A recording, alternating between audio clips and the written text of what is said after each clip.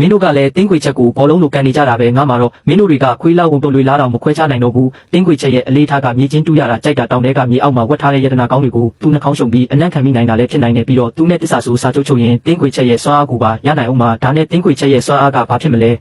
ကျင်းတူးတာရဲ့တန်ချက်ကအကာအကွယ်ရဲ့ပဲမဟုတ်လားအားစက်မကန်ကြနဲ့တော့ဒီနေ့ကစပြီးသူကလည်းမင်းတို့လိုပဲငါတို့ရဲ့အဖော်ပဲကြားကြလား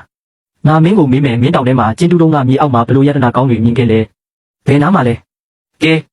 မင်းလမ်းပြငါတို့အားလုံးမင်းနောက်ကလိုက်မယ်ဒီနေရာကမြေကိုးမြေငွေတွေအရန်ထူထပ်လုံးနဲ့အထဲကိုဆက်သွားရင်မတွေးသင့်မမြင်သင့်တဲ့အရာတွေနဲ့တိုးရင်တော့မဆန်းတော့ဘူးမြေအောက်မှာတခုခုရှိနေတဲ့ကြောက်တုံးလည်းမဟုတ်ဘူးကြောက်စိမ့်လည်းမဟုတ်ဘူးဒါပါကြီးလဲဟာတွေ့လားတငယ်ချင်းတို့ရေ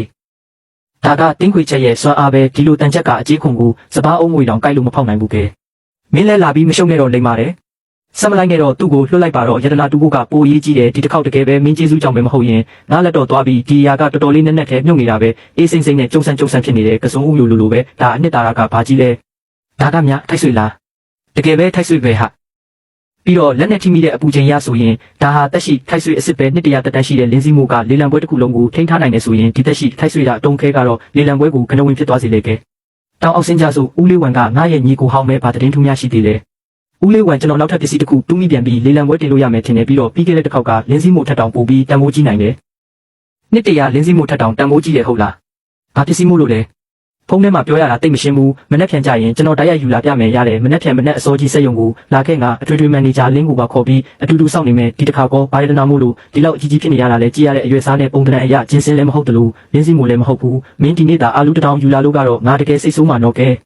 သွားကြည့်ကြစို့အဲ့ဒီလင်းစည်းမှုထက်ပိုတန်မိုးကြီးတဲ့အရာကဘာများရှိနိုင်အောင်မလဲဆိုတာတကယ်ကိုစဉ်းစားလို့မရနိုင်တော့ဘူးခွာလိုက်တော့အထဲမှာဘာကြီးလဲဆိုတာငါ့ကိုပြဆန်းခဲ့အခုပဲခွာပြမယ်ဒါကပင်လေရေမော်လားမဟုတ်ဘူးဒါထိုက်ဆွေပဲပြီးတော့ဒါကအရှင်တက်ရှိထိုက်ဆွေပဲတောနက်ထဲကနေတူးလာတာမြေကြီးထဲမှာနှစ်ပေါင်းဘယ်လောက်တောင်မြုပ်နေခဲ့လဲမသိဘူးဒီလိုထိုက်ဆွေမျိုးကိုငါရှေးဟောင်းကျန်းစာတွေထဲမှာပဲမှတ်တမ်းတင်ထားတာတွေ့ဘူးတယ်မင်းတို့ကြည့်လိုက်ဦးဒီဝိုင်းလိုက်အစင်းချောင်းတွေကိုတက်တန်းကြလေးအစင်းချောင်းတွေကပူပြီးစိတ်လေးပဲ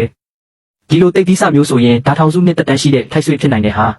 ထောင်စုနှစ်တက်တန်းရှိတဲ့ထိုက်ဆွေလေလား